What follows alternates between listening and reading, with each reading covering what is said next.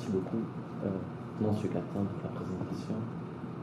Je tiens tout d'abord, évidemment, à remercier ma directrice de thèse Sophie Chanarayan et Christian Sommer pour l'organisation, l'invitation et l'opportunité de parler devant les spécialistes de ce que nous sommes en train d'étudier.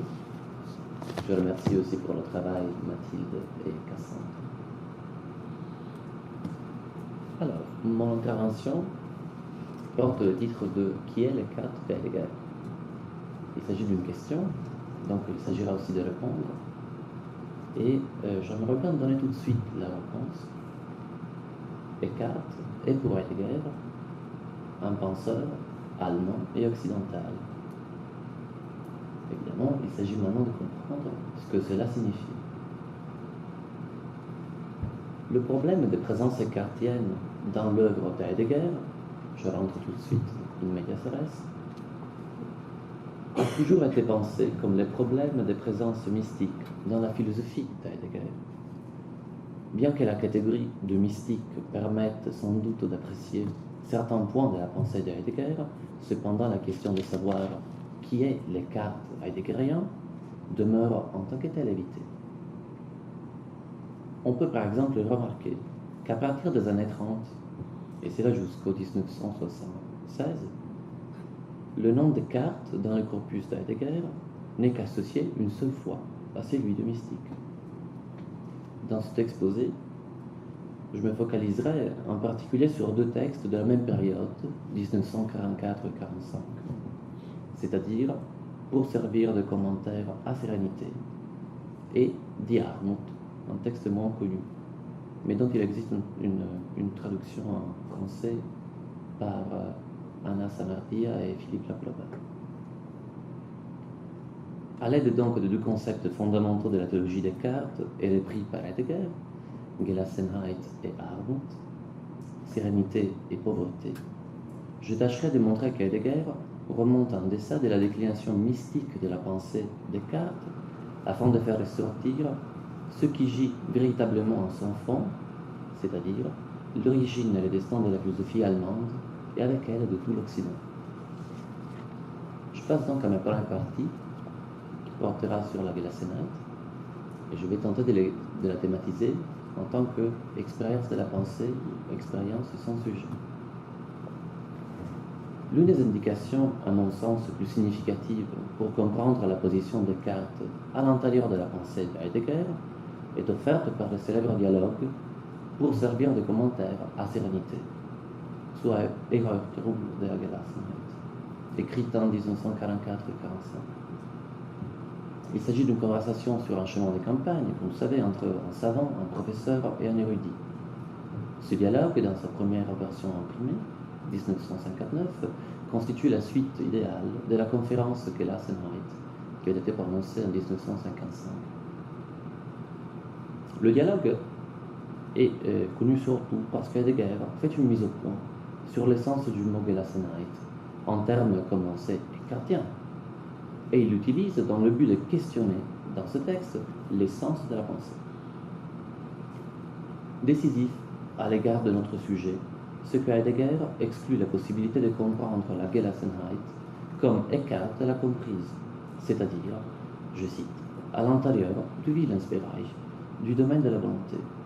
Et il ajoute, je cite encore, la Gelassenheit dont nous parlons est manifestement autre chose que le rejet de l'égoïsme coupable ou que l'abandon de la volonté propre à la volonté divine. Fin de la citation. Rejeter donc une telle détermination volontariste, voilà ce qui est nécessaire aux yeux d'Heidegger. Et cela justement parce que par le mot Gelassenheit, il en va de l'essence de la pensée, laquelle, comme Heidegger l'avait montré dans la ligne précédente du texte, ne peut pas reposer dans la volonté. Mais alors si Descartes, comme l'indique Heidegger, se tient encore dans une position métaphysique en ce qu'il pense la sérénité du délaissement, la Gelassenheit, sur le fond de la volonté, à quoi bon d'aller chercher chez lui les mots censés indiquer par-delà la métaphysique l'essence de la pensée? En quel sens au moins usé par la pourtant glorieuse expérience métaphysique de la pensée serait-il encore capable aujourd'hui de dire quelque chose d'autre de dire par-delà ou au moins en dépit de son contexte historique. De toute évidence, le terme de Gelassenheit n'est pas banalement tiré des cartes, à savoir extrapolé de son contexte et adapté aux problématiques heideggeriennes. Ce terme est plutôt, voici mon premier point, la reprise d'une expérience de pensée dont Descartes, à sa manière, fit aussi les preuves. Ce n'est pas un hasard, en effet, que Heidegger publia ce dialogue dans le recueil Aus der Erfahrung des Denkens, de l'expérience de la volonté. Sans vouloir surinterpréter les choix éditoriaux, il me semble néanmoins important de souligner que ce que la Gelassenheit nomme dans les textes heideggeriens n'est pas un concept, donc la représentation d'un sujet au sein d'une philosophie transcendantale, comme il est dit ici, mais Gelassenheit est l'expérience que la pensée fait d'elle-même. En ce sens, le passage qui suit est, je crois, très éclairant, c'est tiré donc du commentaire à Sérénité. C'est le seul passage long que je me permets de citer, les autres citations vont être plus courtes. Il s'agit donc du dialogue entre le professeur, le savant et l'érudit. Je ne mentionne pas qui parle, mais ça se comprend aussi. Ce que vous avez nommé du nom de Gelassenheit, qu'est-ce? Excusez-moi, mais c'est vous-même, et non pas moi, qui avez employé ce terme. Mais pas plus que vous, je ne suis l'auteur de cette appellation. Ich habe so wenig wie Sie die Benennung vollzogen. Mais pas plus que vous, je n'ai pas accompli cette appellation du terme. Mais qui donc l'est alors? N'est-ce aucun de nous? Vraisemblablement, car dans la contrée où nous séjournons maintenant, si tout doit être en bon ordre, il faut que cette appellation ne soit l'effet de personne. La contrée mystérieuse, où il n'y a rien dont quelqu'un est à répondre. Mais parce qu'elle a la contrée de la parole, porte, qui est seule à répondre, faire antwort, d'elle-même. Il ne nous reste plus qu'entendre la réponse, antwort, appropriée à la parole. L'entendre suffit, et suffit alors même que notre dire, sagen, n'est qu'une répétition, nachsagen, de la réponse entendue. Et, conclut le savant ici, qu'il importe peu que quelqu'un soit le premier à la répéter et qu'il soit celui-ci ou celui-là, d'autant moins que souvent, il ne sait d'où il répète sans dire. Fin de citation. La question porte donc sur l'auteur, d'un texte allemand, sur celui qui accomplit l'appellation de Gelassenheit. Qui est le sujet donc qui accomplit cette appellation? Un tel auteur ou sujet n'existe pas, mais non pas parce qu'il n'a pas été historiographiquement un premier emploi philosophique du terme Gelassenheit, mais parce que par ce mot, Heidegger nomme la pensée dans un sens plus originaire que celui de la pensée représentative, c'est-à-dire historiographique, métaphysique. Le rapport de dire et penser repose, si on suit donc Heidegger, dans une écoute. Il s'agit d'en dire, sagen, qui est en vérité en répété, nachsagen. En dire après une écoute. En dire donc qui n'est pas tant originaire du point de vue de ce qu'il dit, mais de ce qu'il a écouté et ensuite répété. C'est pourquoi il n'importe pas outre peu de savoir qui était le premier à dire ou répéter le mot Gelassenheit. En s'y posait, elle demeure une question extérieure qui se focalisait sur l'énoncé et donc sur les traits objectivants du langage. Un problème, je crois, relevant du point de vue historiographique qui occupe aussi une partie de nos thèses, mais ce n'est pas le problème décisif. Alors, à quoi bon, encore, de reprendre l'un des mots centraux de Descartes si cela ne sous-entendait, à bien voir, d'autres choses? Cette autre chose sera alors à retrouver non pas au niveau de la répétition réduite à sa fonction, pour ainsi dire, énonciative et communicationnelle, mais au niveau plus originaire de l'écoute. Et nous nous souviendrons ici d'un fragment d'Héraclite, étudié par Heidegger au cours du séminaire d'été 1944, donc significativement la même période que les textes que nous examinons aujourd'hui. Il s'agit du fragment 50, selon Dieskranz, où Héraclite écrit Ukemu alla tu logo accusantas homologein sophonesti en panta mei. C'est une traduction possible. Après avoir écouté, non pas moi, mais le logos, il est sage de convenir, homologène, que l'un est tout. Il est difficile en effet de ne pas reconnaître la provenance héraclitaine de la question de l'écoute, où homologène indique le même logos dit et écouté.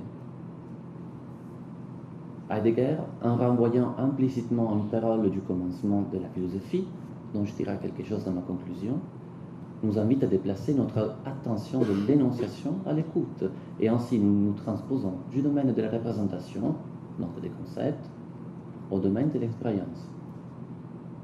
En effet, il n'y a d'écoute que s'il y a aussi, et de manière indistinguable, je dirais, expérience de cette écoute. Mais quel est alors le propre de cette expérience?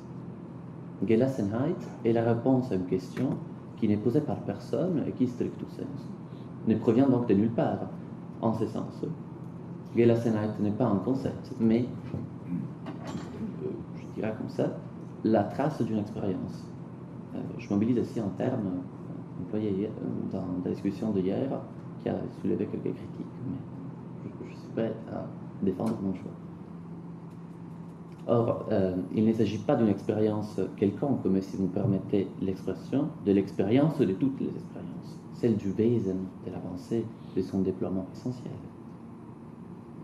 On remarquera à ce propos que la Gelassenheit heideggerienne est le nom qui rassemble tous les cas ou le mode du Lassen.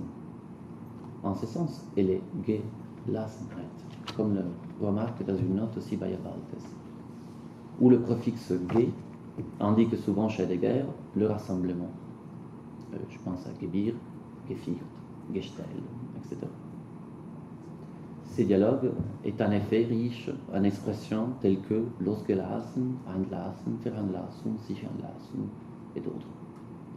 Ainsi, Gelassenheit sera le mot rassemblant ces expériences propres à la pensée dans la forme du Lassen, le mot qui à chaque fois recueille d'un geste les multiples expériences de la pensée et les tient dans la simplicité de leur essence ou de leur déploiement. Gelassenheit nomme l'ensemble de l'activité de la passivité de la pensée en deçà, je dirais, de la passivité de l'activité, par contre. Mais à nouveau, et encore, par ces considérations linguistiques, nous n'avons pas quitté l'horizon d'une Gelassenheit conceptuelle. La thématisation conceptuelle de la Gelassenheit comporte un risque spécifique de ne pas pouvoir sortir d'une approche inévitablement comparatiste entre la Gelassenheit kantienne et celle heideggerienne. Je pense ici au très bel ouvrage de John Caputo, The Mystical Elements in Heidegger Thought.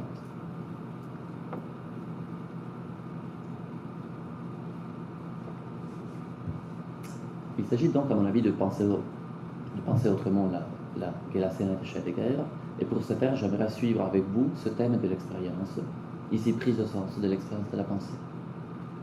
Je fais donc un bref résumé avant de passer à ma deuxième partie. Nous avons jusqu'ici vu que la Gelassenheit signifie quelque chose comme la trace d'une expérience. Nous avons ensuite précisé que la Gelassenheit nomme l'expérience que la pensée fait de sa propre sens. Et en ce sens, nous avons pu parler d'expérience de la pensée, Erfahrung des Denkens. Étant la nomination de cette expérience le fruit d'une écoute, est écartée d'un coup la possibilité que nous en soyons l'auteur ou le sujet. Voici donc mes questions, auxquelles je répondrai par la suite. Qu'est-ce que la pensée éprouve en faisant expérience d'elle-même? Et deuxième question, à partir d'où une expérience sans auteur ni sujet, telle que la Gelassenheit, l'expérience de la pensée, se détermine-t-elle?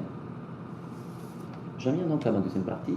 Elle portera sur la Armut, sur la pauvreté. Je vais tenter de la thématiser dans les termes, disons, comme domaine de l'expérience de la pensée. Si donc ce que Heidegger retient de la Gelassenheit kantienne n'est pas l'expérience de l'union avec la divinité, avec Dieu, cela signifie d'un coup que l'espace dans lequel se joue le rapport Heidegger-Eckhart n'est pas la mystique. D'après ce que nous venons de voir, il semble plutôt que l'expérience mystique se greffe, s'ancre sur une possibilité propre à l'expérience elle-même, qui toutefois n'est pas mystique en soi. C'est pourquoi Heidegger écrit déjà à la fin des années 30, dans Bézigne, qu'il n'y a, je je cite, de mystique qu'à l'intérieur de la métaphysique, qu'à l'intérieur de son Wesensbereich, de son domaine des sens. La mystique ne serait donc qu'une déclination possible, mais pour Heidegger insuffisante, de ce qui rend possible à son tour la mystique. La mystique est donc, de ce point de vue, une mécompréhension de l'expérience sans auteur ni sujet que l'expérience de la pensée est.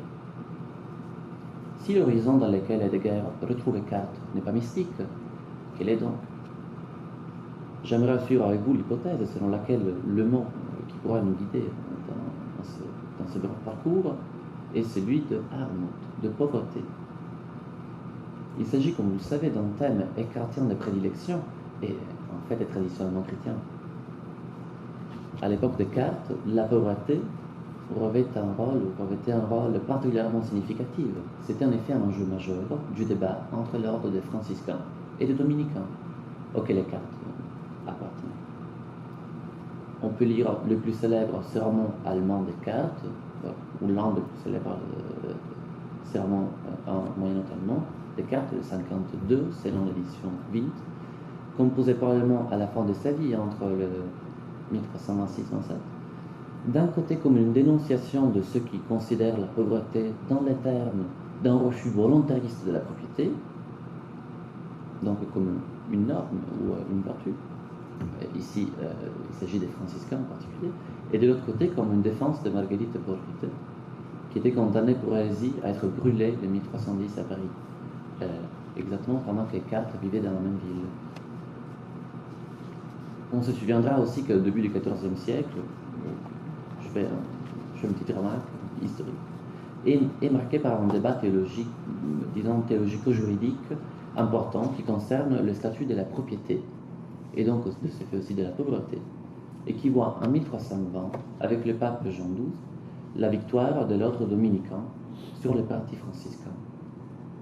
Le serment écartien, donc, s'insère dans un tel contexte théologique, oui, mais aussi juridico-politique.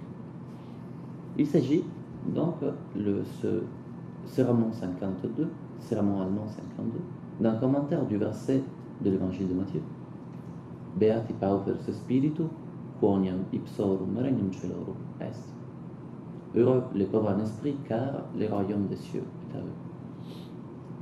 L'enjeu du sermon est de montrer qu'il existe deux sortes de pauvreté. Celle tournée vers l'extérieur, en moyen allemand Auswendigung, et celle tournée vers l'intérieur, Inwendigung. La première est bonne selon les œuvres, disons extérieures, les œuvres mondaines, mais non pas selon, je dirais, sa détermination intime. La deuxième, en revanche, constitue le sommet de ce que, ailleurs, Descartes appelle le détachement, la Bescheidenheit, où la volonté humaine est toute résolue et donc dissoute dans le fond de Dieu, la Gottheit, l'essence supraessentielle de Dieu. Je cite Descartes. La pauvreté en esprit, c'est que l'homme soit tellement libéré de Dieu et de toutes ses œuvres que Dieu, s'il veut opérer dans l'âme, soit lui-même le lieu où il, Dieu, veut opérer. Et encore une autre citation.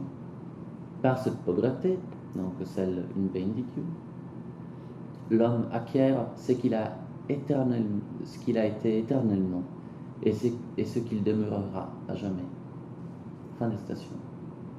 C'est pourquoi, au début du sermon, Eckhart a pris soin de préciser que la plus haute pauvreté est une vérité telle que seuls ceux qui sont déjà entièrement déterminés par cette même vérité peuvent la comprendre. Je cite, si vous n'êtes pas conforme à cette vérité dont nous voulons maintenant parler, vous ne pouvez pas me comprendre. Fin de la citation. Pour Eckhart, la pauvreté n'est pas donc une norme appliquée ou une vertu au sens amplement moral du terme. Tout d'abord, avec la pauvreté, il en va d'une Wendung. Je pense ici aussi à la leçon de Gilson qui voit chez Eckhart une métaphysique une théologie de la conversion, une métaphysique de la conversion. Qu'elle soit donc cette Wendung, une Auswendung ou bien une Inwendung, dans les deux cas, ce qui est en jeu, c'est le rapport de l'homme à la vérité. Or, seule la vraie pauvreté, c'est appelée Inwendigung, permet de pénétrer la vérité en devenant cette même vérité. Avec l'expérience de la pauvreté, qui en rien ne se distingue de la vita beata, de la vie heureuse tout court, il avance donc d'un virage et d'une transformation radicale. Il en va d'une Wendung et, je dirais aussi, d'une Verwandlung. La transformation consisterait donc, pour la carte, dans le renversement de la pauvreté en richesse, et de ce fait, dans le renversement de la pauvreté en royaume de Dieu. Je reviens maintenant à Heidegger, et j'attire l'attention sur le fait qu'il existe un court texte, aujourd'hui publié dans le volume 73, déjà cité au cours de ce colloque, qui est à mon avis pensé, médité, élaboré à partir surtout du sermon 50 de Descartes.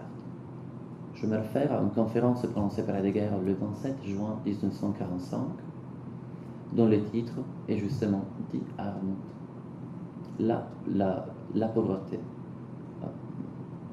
Je remarque brièvement, mais c'est évident, le contexte du 27 juin 1945 est celui d'une Allemagne défaite. Heidegger n'est pas à Fribourg en ce moment, mais isolé dans un château avec une partie de la faculté de philosophie, et la ville de Freiburg est complètement détruite par les bombardements. Le texte de la conférence dit Armut est contemporain au commentaire à Sérénité qu'on a vu dans la première partie, ce qui rend, au moins je le crois, cette référence particulièrement précieuse. Cette conférence, dit Armut, porte sur l'essence de la pauvreté, et on peut retracer du test de fond, et qui évidemment sont liés.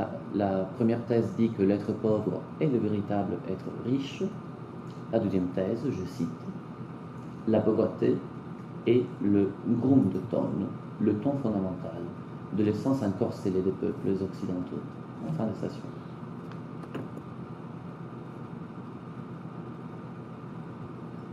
La conférence renvoie au serment écartien, non pas seulement par son sujet, la pauvreté, justement, mais aussi par sa forme.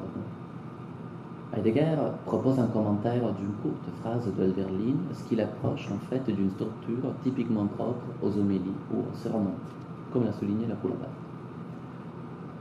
Le verset, pour ainsi dire, de Hölderlin est le suivant. Es konzentrierte sich bei uns all aus Geistige. Wir sind arm geworden, reich zu werden. Chez nous, je suis la traduction de la Coulabart, chez nous, tout se concentre sur le spirituel. Nous sommes devenus pauvres pour devenir riches. Évidemment, la proximité entre les deux paroles commentées par Descartes et Heidegger est évidemment frappante. Il est question tant de la pauvreté que de l'esprit, et surtout du renversement de la première en richesse. Je ne rentrerai pas dans les détails du texte, ce qui prendrait trop de temps, et aussi pour l'exposé oral, ça pourrait être un peu lourd, mais il est quand même pour nous intéressant de souligner que dans cette conférence, Heidegger vise à montrer que la pauvreté est la Wendung de la Not, le revirement de la détresse, le virage de la détresse. Et de ce fait, elle est la Notwendigkeit. La pauvreté, donc, ne se fonde pas dans la détresse et dans la nécessité, mais c'est l'être pauvre en tant que, dit Heidegger, liberté libérant, qui est la véritable détermination de la nécessité en tant que Notwendigkeit. Tout comme dans le sermon de Descartes, l'accent est mis sur le pouvoir renversant de la pauvreté, laquelle, tant chez les philosophes, tant chez les théologiens, demande d'être expérimentée radicalement. C'est donc l'expérience de la pauvreté, et non pas son appréciation extérieure, qui est la véritable pauvreté. Or, la phrase de Hölderlin, je la répète, dit « Chez nous, tout se concentre sur le spirituel. Nous sommes devenus pauvres pour devenir riches. » Le poète, nous informe Heidegger, appelle rapport sublime, je n'ai pas l'allemand avec moi, mais je crois que c'est Haben et Verhältnis, cette concentration qu'Heidegger a tout de suite traduit par Versammlung, rassemblement, sur le spirituel autour de l'essence de la pauvreté en tant que liberté. Sublime est donc le rapport qui, en son extrême pauvreté, ne consiste en rien d'autre qu'en la pureté de ce rapport même. Se rassembler autour d'un tel rapport, voilà l'expérience de la pauvreté. Il s'agit, comme vous l'aurez deviné, du rapport d'être et d'homme.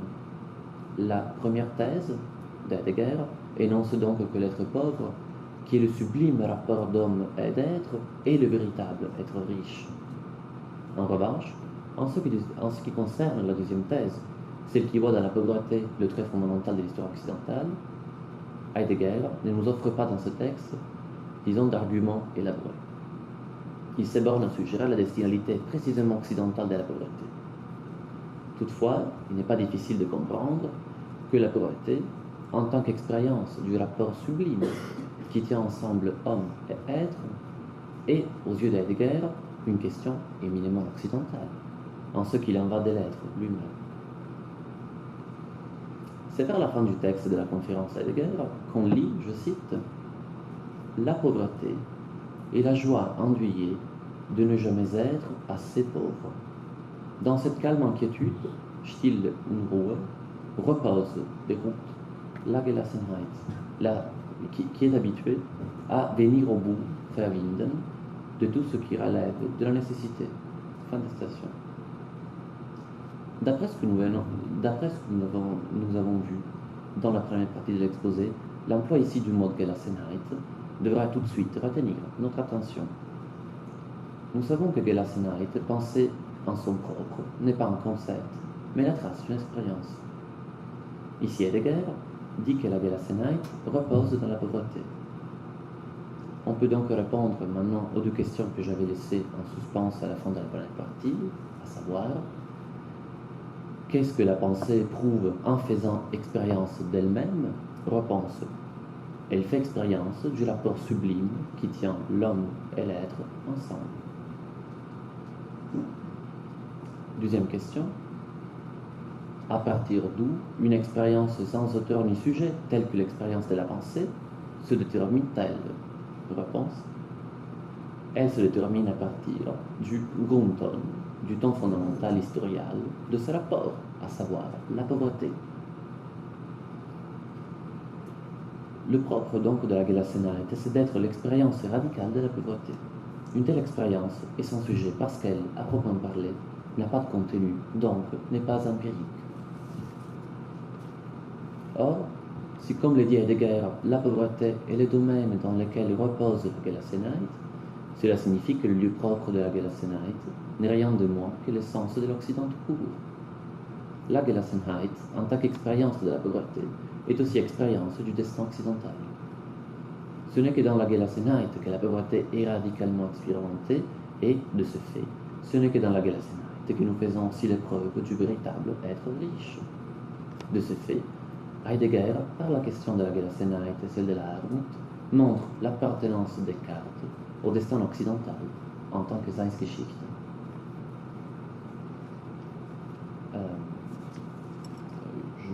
Je conclus. En guise de conclusion, j'aimerais poser quelques questions que je laisse volontiers ouvertes pour la période de discussion qui suivra après l'intervention de ma collègue Elise.